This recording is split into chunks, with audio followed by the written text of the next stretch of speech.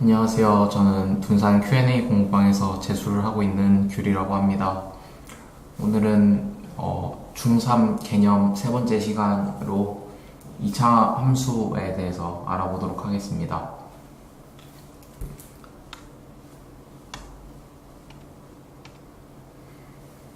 먼저 평행이동에 대해서 나와 있는데요. 평행이동은 크게 두 가지 정도가 나오는데 여기 있는 도형의 평행이동과 그러니까 그래프의 평행이동과 점의 평행이동이 있습니다. 그래서 간단히 말해서 점의 평행이동은 x, y를 x축으로 a만큼 y축으로 b만큼 평행이동을 한다라고 하면은 x 플러스 a, y 플러스 b가 되고요. 이건 a, b가 음수인지 양수인지는 상관이 없습니다. 도형의 평행이동의 경우에는 x축으로 a만큼 y축으로 b만큼 평행이동을 하면은 부호가 반대로 x-a, y-b가 됩니다.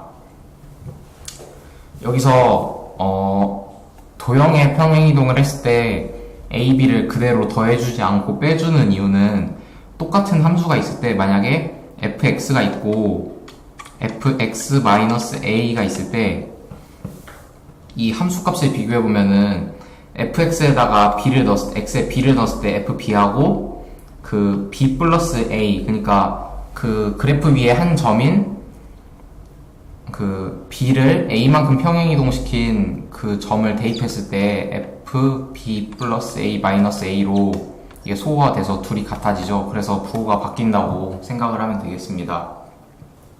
그래서 이 평행이동 하는 거는 어떤 함수든지 똑같이 적용하면 됩니다. 그래서 만약에 절대값 x면은 절대값 x 마이너스 a가 될 테고, 뭐 루트 x 제곱 플러스 2x면은 루트 x 마이너스 a 제곱 플러스 2x 마이너스 a, 이런 식으로 1차 함수든 2차 함수든 무리함수든 똑같이 적용을 하면 됩니다.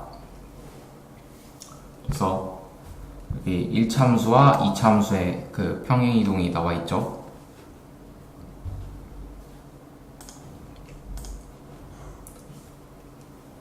네, 다음 2차 함수에 대해서인데요.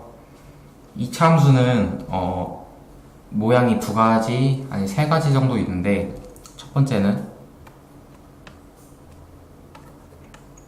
이걸 기본형이라고 하죠. 이게 하나 있고요.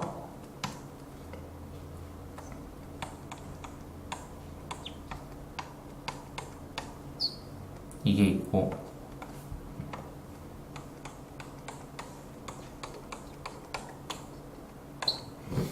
각각 뭘 나타내는지 보면은, 일단 첫 번째 이 ax제곱 플러스 bx 플러스 c는 각각 2차항, 1차항, 상수항의 개수를 나타내 준 겁니다. 그래서 이게 가장 기본적인 형태고요.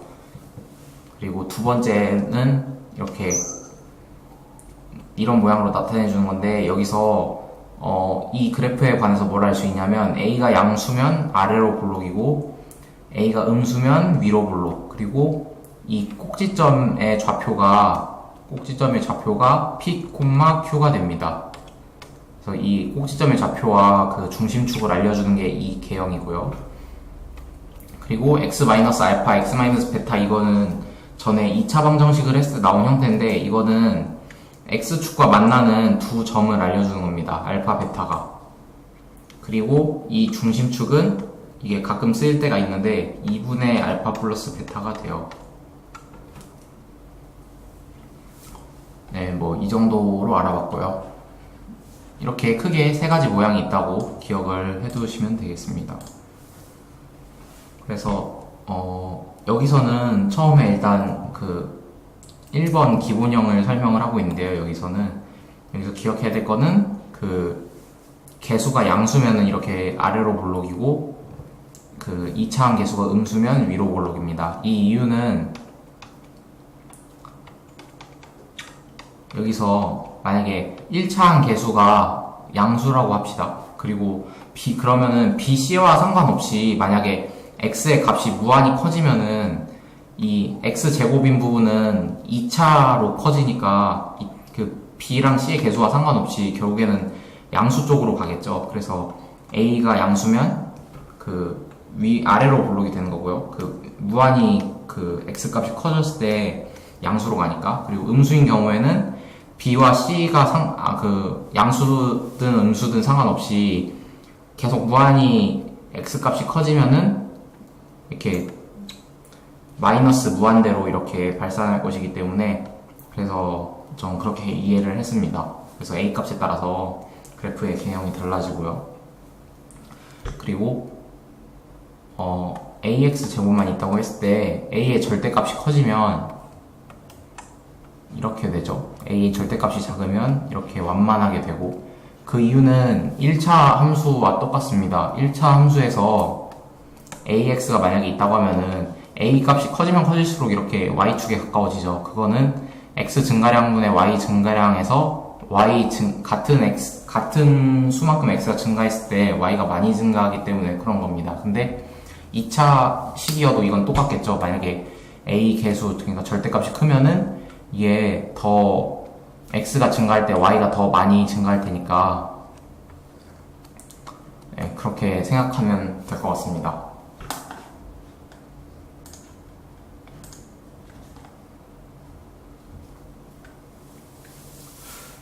그리고 여기에서는 2차 함수가 주어졌을 때 그거를 평행이동하는 걸 알려주고 있고요. 그리고 아까 말했던 이게 표준형이라고 하는데, 이거는 그 2차항의 개수와 그 꼭지점의 좌표를 통해서 나타내는 걸 표준형이라고 하죠. 이렇게.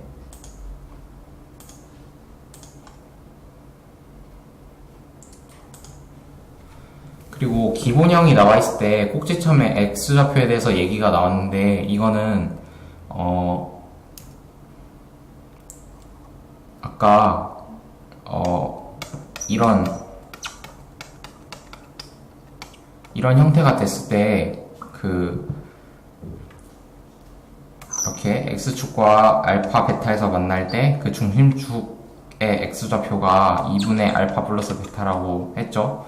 근데 그 근과계수 관계에 의해서 알파 플러스 베타는 기본형으로 나타냈을 때 마이너스 a분의 b로 나타낼 수 있고, 여기서 2로 나눠줬기 때문에 2a분의 마이너스 2a분의 b가 되는 겁니다. 그래서 꼭지점에 x좌표가 그대로 나와 있죠. 그래서 그 인수분해된 모양을 전개해서 이 일반형으로 만들어주면은 그 관계를 쉽게 알 수 있습니다. 그리고 2차 함수의 최대 최소가 나오는데요. 최대 최소는 보통 범위를 주고 구하라는 경우가 많아요. 최대 최소가 나오면 범위. 그래서 만약에 x가 a부터 b까지, 그리고 보통 최대 최소 값은 2차 함수에서 물어보는 경우가 많고, 아니면 뭐 3차, 4차든 뭐 상관없어요. 이 경우에 어느 값만 확인하면 되냐면 fa하고 fb하고 극대값하고 극소값, 이 네 가지만 비교를 하면 최대값, 최소값이 나오게 됩니다.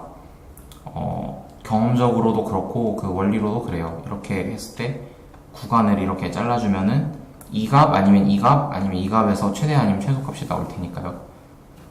왜냐면 극대값이나 극소값의 정의에 의해서 극대값은 그 주변에 있는 어느 값보다 큰 값이고, 그 좁은 구간에서 극소값의 경우 그 주변에 있는 어떤 값보다 작은 값이 극소값이기 때문에 이게 최대값이 되기도 하고 최소값이 되기도 합니다. 그래서 참고로 극대극소값은 미적분 1에서 배우는데, 미분을 했을 때 그 미분계수가 0이 되는 지점을 극대값 또는 극소값이라고 하고요.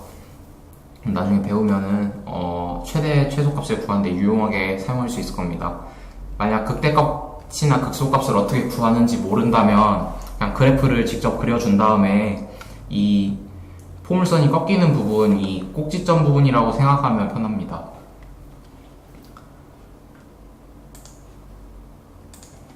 다음,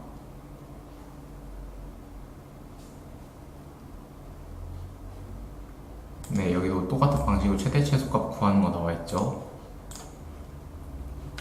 다음 2차 부등식과 피타고라스인데요. 2차 부등식에서 일단 이런 식으로 일반형으로 나타내줬을 때 인수분해를 할 수 있으면 언제나 좋습니다. 그래서 이렇게 인수분해가 되는 모양에서는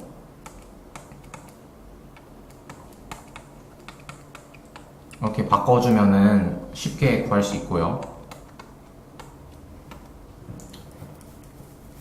그리고 만약에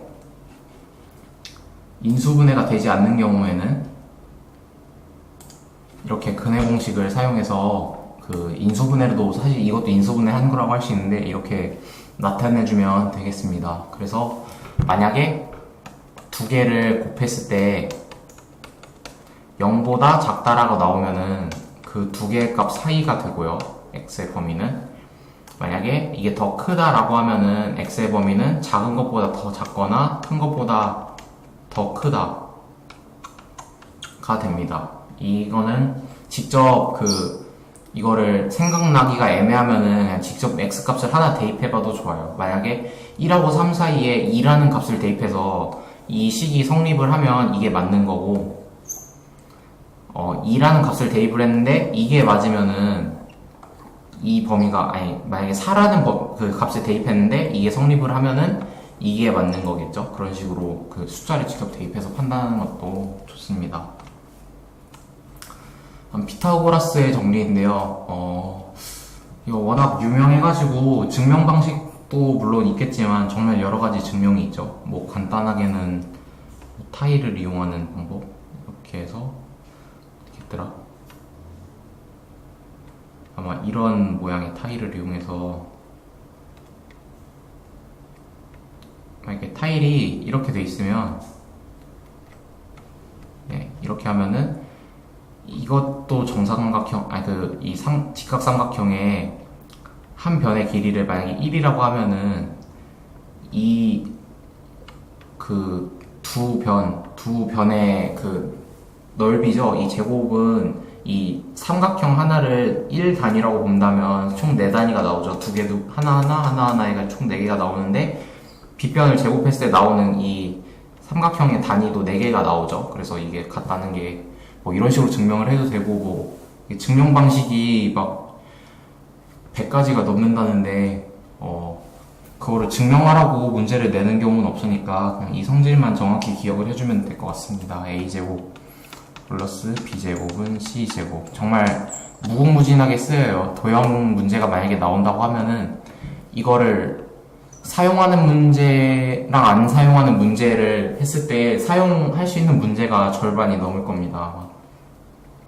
그래서 이 성질 꼭 기억을 하시고요.